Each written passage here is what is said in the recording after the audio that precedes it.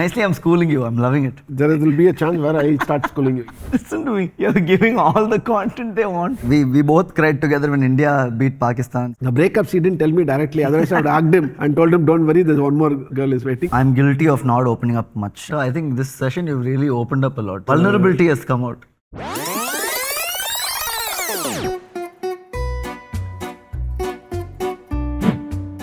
Even I'm very nervous as to what he's going to answer. So actually, the same either way. Like I'm also a little nervous, like he's going to pull me down or something.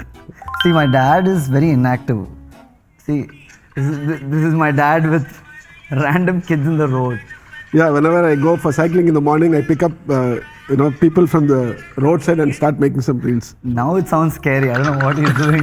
Actually, Instagram I'm not very familiar. To be very honest, like. Instagram, of course, it gives a lot of comfort to our lifestyle, but he is making good money. Of course, the money out of it. I don't want to come straight to that, but of course, the number of followers, the good. Recently, what I was very happy about it is we were celebrating that 500k followers, and before we could arrange for a gig, everything we were planning for a week's time, it became 600k. Oh my God. I'm damn proud of this guy. Yeah, he was not this proud when I finished my engineering also. So I'm happy. Most of my reels feature him and most of the comments are for him. So I don't want people to know that he has an account so that he'll get more followers. So I'm making sure that I am a little dominant in this relationship. Yeah, because a lot of girls started following me. That's why, correct. He was a little jealous. Man who doesn't need anyone's help. No, he doesn't require any help, no? Nicely, they're getting content out of us. I'll repeat the question in a little different tone. Just because he's a man, he doesn't need any help. That's a toxic. Sorry. Nicely, I'm schooling you. I'm loving it. There will be a chance where I start schooling you. Let's see. Let's go for the game. That is non-toxic. That is non-toxic. Of course, I have the opportunity. I like everyone.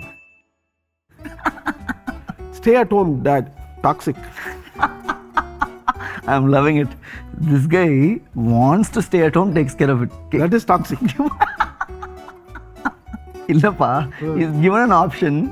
He feels, I'll stay at home, take care of my kids. He decides. Oh, no. That's certainly toxic. Listen to me. You're giving all the content they want. Man has to be free. He cannot take care of the kids at home, do all sorts of changing the diaper, the exact napkin. Let's say I, in the future, lose my job. There's no stand-up comedy. No one's laughing at my jokes. Come on, don't give me all these rude shocks. I will have to sit at home, change diapers. I don't have an option. I have to do it. It's my choice. I want to do it. My perspective changed. If with your choice, it's non-toxic. That's all. Absolutely. Good boy. Yeah. So this game educated both of us. Yeah. Seriously, I'm very happy about it.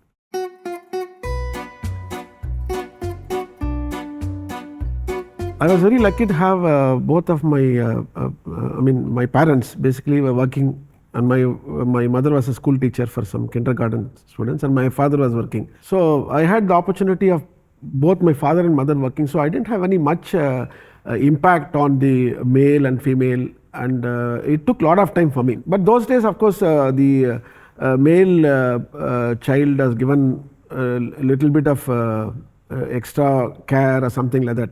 There was some kind of special freedom, privilege given to the male people. No doubt about it. Because, for example, like if I had to go and attend a college outside city, they willingly do that. But those days when I was young, and the girls were not allowed just like that. Nowadays it's totally different. Like I think we have come a long way and given the maximum freedom to the girls and women, particularly women. So those days it was different. Now the dynamism has definitely been equally shared.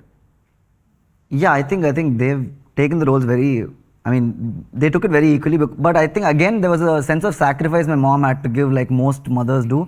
After pregnancy and after delivery, she had to let go of her job because unfortunately back then you didn't have maternity leave and all that. If you had to leave, you had to let go of the job. So she was a little unlucky in that way. She was working somewhere before. Yeah, some auditing firm. She was an auditing firm, but then she had to let go of the job.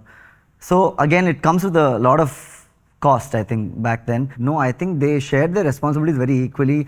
And I never saw a change. Like I never saw my mom work and suddenly stop. So ever since I was born, she was at home and he was working. So for me, it was a constant thing. But I always knew that they knew what they were doing. They had probably signed up, or both of them had discussion as to this is what she's going to do, this is what he's going to do. So I think their roles were very clear between their partnership. So I never got to see a visible difference growing up or something like that. But deep inside, I think my mom would have liked to work. I think she would have been a great teacher is what I felt, because she was great in handling my academics growing up. So maybe I would have been happier if she was a school teacher or something like that. She would have killed it. I mean, there was, of course, paradigm shift of this generation and, of course, my generation, though I don't want to reveal my age initially. So the weirdest thing what my friends told me is, don't shave your mush, so that it grows and you become man kind of thing. So I used to watch the mirror every day and just, scratch it, something like that, and then keep waiting for my first shave. No, wait, why? They told you not to shave for the first time? First time, so that you become too a man manly. Naturally. So you never shaved? No, come on. I never shaved. I mean, I actually delayed my first shaving. By? Last week only you started? No. Come on. I think my friends told me to not shave only, that's it. Oh. I think when you have a mush, when you shave, you get this weird patch, especially the initial times you grow. So my friends kept telling me to never shave. So very similar weird things we both have. Both of us had fucked up friends. That's how I can call it. Yeah. I'm glad we had the same face growing up. Some of my friends still continuing with me. So they don't shave till now.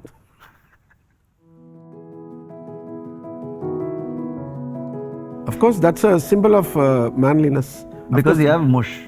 No, mush actually, people start doing like this and all. It's a sign of a masculine thing. Like the twirling of the mush. I think South Indian movies have especially glorified this twirling too much that he resonates with it. But I don't know. I think I find men with absolutely clean shaven or with subtle stubble also very good looking. I think they are pretty hot according to me. And I don't have a face. Pretty hot according to you? Yeah. You mean they are hot to you? Very, yeah, they're very good looking. Like you don't need to have a mush to be good looking is what I mean. I don't think you need a mush to be a man. Actually, in those days, like when we are basically South Indians, like all the southern stars, like Kamal Haasan, everybody, it's a mush is a symbol. But whereas totally against this, the Bollywood actors never have a mush. Yeah.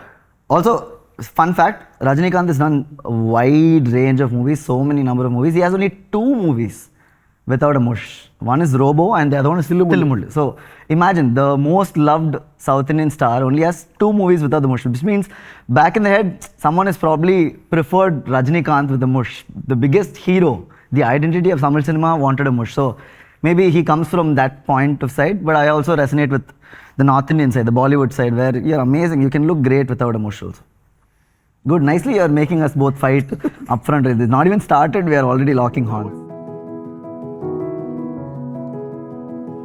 Yes, I had to change a lot because whatever I felt that there was a missing link between father and son with my father, I made sure that these guys are not missing those links. So I had to really change myself a lot. I have to really make myself comfortable and bring down to their level. So that I started doing it. Yes, it was tough to, tough to get practiced, but it happened.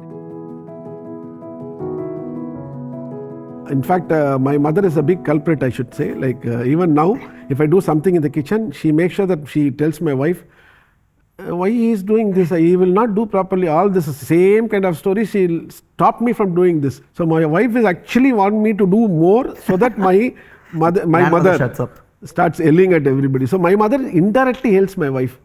He doesn't know how to do it. Why you want to put him all these things? But indirectly, all the hidden meaning, if you take out the dictionary, it will become a big, hand fist fight. So they never engaged. I mean, it's definitely a weakness, or we lost some good opportunity to become cooks. Like, no, we never even had to cut vegetables those days. No, and they always blame it like, no, you will not do it properly. Same thing they kept on telling and kept it aside. So they never made me a good cook But he's come a long way. He started cooking a lot now, so I can tell he cooks decently well. Yeah, yeah.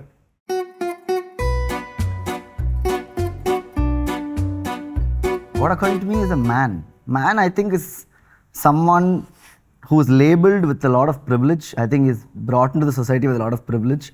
So I think a man is someone who often misunderstands and, I don't know, takes advantage of the privilege and is not very responsible is what I feel. That's my identity of a man. There's no textbook answer to this. It's my answer to what a man is. Someone who's brought into the society with a lot of privilege and who often tends to overplay it. I totally deny this. Maybe he's putting in terms of words jargon, but what I say is like what he said is about privilege. Okay, I call it as responsibility. So the man has got a lot of responsibility, and whenever there's something happens in the family, the man is definitely blamed first. Like being a breadwinner of every family, most of them. Of course, now it's totally different story, but generally man goes out and like from those days like hunts and bring food to the family, something like that. So man is definitely have more responsibilities than women. Women can also fulfill the responsibilities, no? I think back in the day, men were pushed out more to go hunt for your food, go win the bread and all. Correct. But I think nowadays everyone has equal responsibilities. I think all your answers come from 30, 40, 50 years back. Now, if you say you had only a daughter, all the responsibilities will be only on the daughter. So I think you should be open to accept that in the current generation. No, I don't accept. Basically, see what happens even now, the formalities or the custom practice or the girl is always given to the other family. Like girl takes responsibility from getting married to the person and taking responsibility maybe from that family. So that's responsibility again, right? So she has responsibility. No, she may be not responsibility. She is going and marrying somebody and going to the other family. So you said that the daughter is giving. I have a daughter and she takes responsibility. That's what you mean. But it's not maybe till she start earning it's fine, but she's going to be contributing to the family. But once she gets married, girl's contribution is always not taken into account. We always feel that that's going to go to some other home. See, responsibility is you think responsibility is only a term which is used to go out, earn and come. No, everything is responsibility. Even if the woman is a homemaker, she has so much responsibilities at home. She is in fact the captain of the ship. You understand? Yeah. So responsibility does not necessarily mean you have to go out, earn your bread and come. Okay. If someone decides to stay home, cook for you, she's responsible to keep you going. You will never be able to keep us healthy. So that is also responsibility. So I think everything is. I think in that sense, I think both have got similar responsibility. Exactly. It's so you can't different. say that man is. Why am I saying privileged? Is because for my earlier point. Because, for example, if you had to give permission for me to stay out all night, for me it will be easier to stay out all night than a sister of mine. Okay, fine. That is a privilege a man has. You understand? It's not just your decision to your call or whatever. The society is also a little fucked up like that. We as an Indian society have not been very receptive to women having the freedom to stay out all night. Okay, fine. From all the crimes that we're looking at. So I think responsibility is maybe equal or a little more on the women's side. Privilege is definitely more on the man's side. In spite of that, I think you should agree and you should definitely You're going to flex at some of your rules now. No, not flex. You should be proud that you have me as a dad giving all sorts of freedom to both you and of course. I have a sister, by the way. So I'm giving equal importance to them. Like I give equal freedom to them. So I don't indiscriminate. Discriminate. Being a man, no, I don't think there were any restrictions at all. My parents were very cool and they let me do whatever I want. But here I wanted to intervene. So this guy was doing his B.Tech and of course in a very leading institute. So one of my friends who are into HR, my classmates who are becoming a big HR guys, they asked me about him. I told him he's studying in VAT, all this stuff. They said, you are complete all your financial burden and all will be taken care of by him because being HR, we know which college to target. Your son will get 3.5 years, 4 years course. 3 years onwards, he's going to get pouring of a lot of opportunities. So be prepared and just start, taking rest and all they said. So from third year onwards, I was chasing this guy. What company did you take? Cognizant, did you did this? And he said, he was actually pushing me like, he was not giving me proper answer.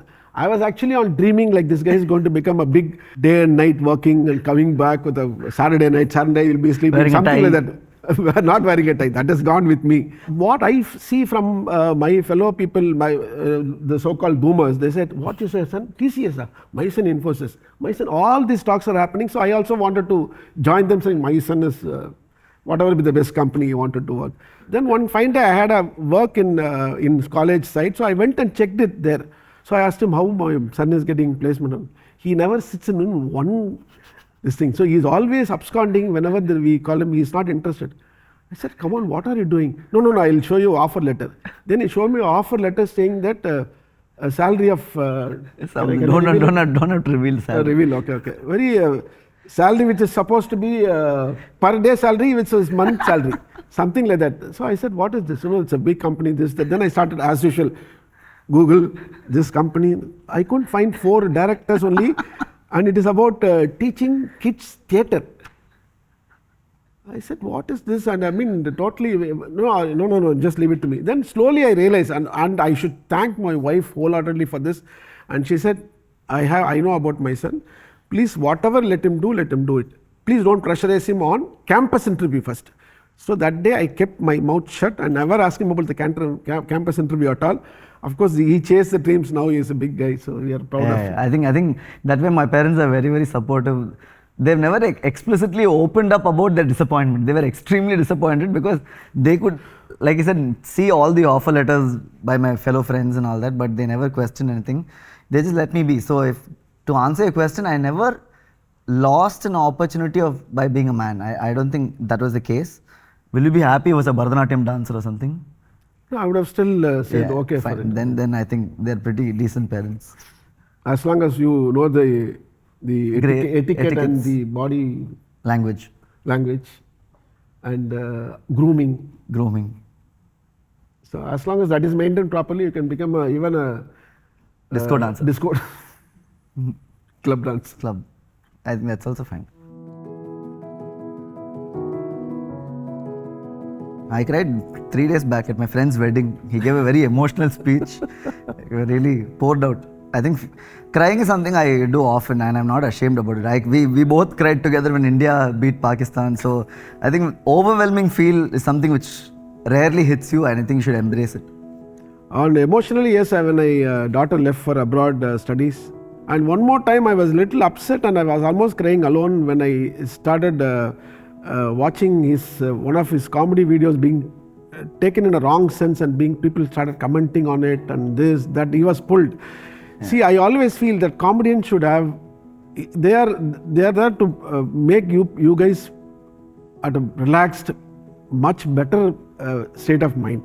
So these guys, comedians should be kept at their own. We should give them maximum liberty possible for the comedians, just for their intention.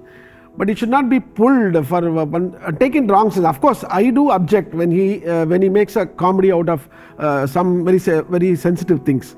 I do object. I used to tell them. I used to correct him also. Some of the things where his intention was to make people laugh, and he took it in a wrong sense. And he was trolled and he was commented and people talking bad about him, and that is coming to me. And one of some close friends are slightly reluctant and trying to send me the message, ask him to be careful, this, that and all. I was feeling very bad. Recently, I cried alone for that. I mean, I cried alone I just want to take it out and then I kept cool. I know the time will heal everything. So the cry also happened in one of the times. For the people who cannot take this as, I mean, they will not justify my crying. They will say that, this guy is making a show out of his son's content and all. They'll say that. So I took a moment for me to cry alone. In fact, I was just crying when I was driving back home. I think the reason why he cried alone for this is because he maybe didn't want it to get to me. Maybe because he didn't want him to know that I cried for him and for the content, because it was his time to maybe pacify me. Maybe that was his POV, but he doesn't hold back usually. So yeah, I didn't know about this incident. Yeah, nobody knows. In fact, this is the first time I'm revealing to. So I'll take separate royalty for this. Were you told when you were growing up that don't cry because you're a man and all that? Because I don't think... Yes, of course. In those days, I mean, now it's totally different. And thanks to the present generation, they're very open to a lot of things. They experience something, they immediately want to share and get acknowledgement, something like that's a good habit for that matter. In those days, of course, yes, and they curbed our feelings a lot. In the sense, of course, the crying is the one which nobody likes. When the man cries or the boy cries, they said, Nina Pombale, I mean, to tell you in Tamil, are you a girl, like crying like a girl? And that happened, but now I think it is not that. See, at the young age, whatever it was formed to you as a habit, like don't cry on this thing, it will take its sweet time to get changed. So we are conditioned people, like, and looking at this generation, how they express themselves out, we slowly learn from them. Feel like I keep it to myself, not just the sad stuff, even the happy stuff, I just keep it to myself, because there are few things you can't immediately go to your parents and tell them about, especially when it comes to social media. You can't immediately go to your parents and tell, I'm facing a lot of wrath and hatred for this subject, because like it got to him at some point, right? So maybe you first talk to your friends. So I have this bunch of close friends who I immediately bounce it off with. What I'm saying is like friends, of course, can be shared. Like some of the things which we can't share with the family members, we can share it with friends. But there is a catch point here. You are trying to take help from other people. After some time, it so happens that you feel guilt of sharing it with even the closed ones. I started feeling it. I'm very honest with you this time. What I can suggest is, see, whatever low points, maybe after a month, if you just turn up and look at it, you laugh at it. That's what happens. Let it be the lowest point of view, you will be laughing at it sometimes. I practice in such a way that I don't go and share my low point and exposing all my weakness. And then whoever it is, like maybe it is a close friend also, what happens is it's becoming a trap. And they make fun out of it sometimes, and this guy was crying and coming in like a kid. No, I think you have very bad friends. That's a problem with you. I'll get you new friends. You come to my friends group. Already a lot of people started following me from your side. Yeah. You don't know. I know. You know the other girl, no? Yeah. But what I'm saying is, to each their own. Maybe for him, he's very self-sufficient in that way. If you feel comfortable going to therapy, if you feel opening up to your friends, you do it. It's absolutely fine. Was it difficult? I think through relationship, when there's a breakup or whatever, you don't immediately go to your dad and tell all that. Again, you have your friends for that. Then probably it goes to your mother. This is where the mother and son connect happens a little more, daughter and father. So I think we've never discussed about breakups or whatever. Like in that zone, we've never really dwelled. But I think apart from that, we've really had conversations about everything. Why not about breakups? Because in general, I'm very discreet about the problems relationships go through, because they don't resonate with the current breakups. Why is the reason for your breakup? And you tell compatibility, they're like, what compatibility? You should just become compatible. I think this is a very lame. I agree. It's a very lame reason only. I'm really. If you want me to come early for that particular day about breakups, you let me know. I'll come and sort it out. There's no breakup problem right now. Don't come early. And maybe I react instantly. She holds it and give him proper advice, something like that. And he forgets one thing, that she comes and tells me. She never. I know for a fact. So all the breakups actually known to me also. Like, so.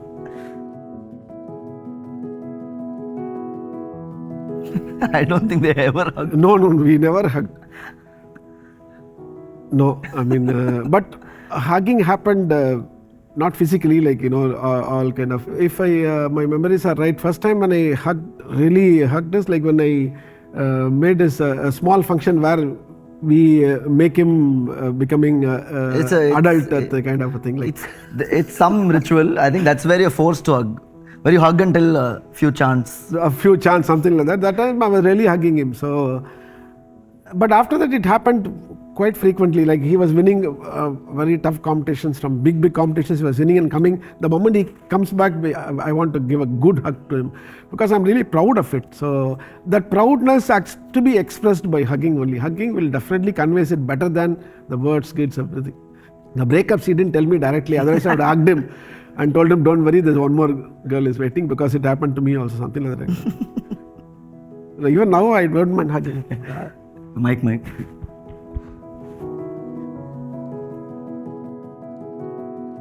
Oh, my dad has no insecurities and inhibitions. I think he can go and just light up a room instantly. I think that's something I'm very proud of. And all my friends keep telling they wish their fathers are like that. So I think the reason why I'm so confident on stage is because of him. So I owe a lot of that credit to him. Other fathers I've seen work towards gaining more wealth. I've seen this man gaining, he works in stealth and he works on getting little more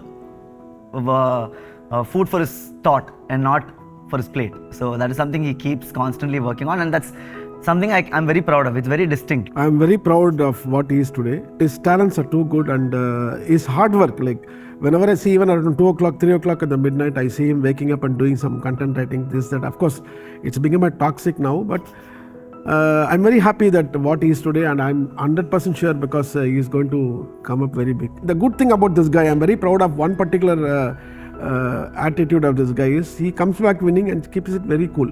Hats off to this guy is, getting grounded. Amazing.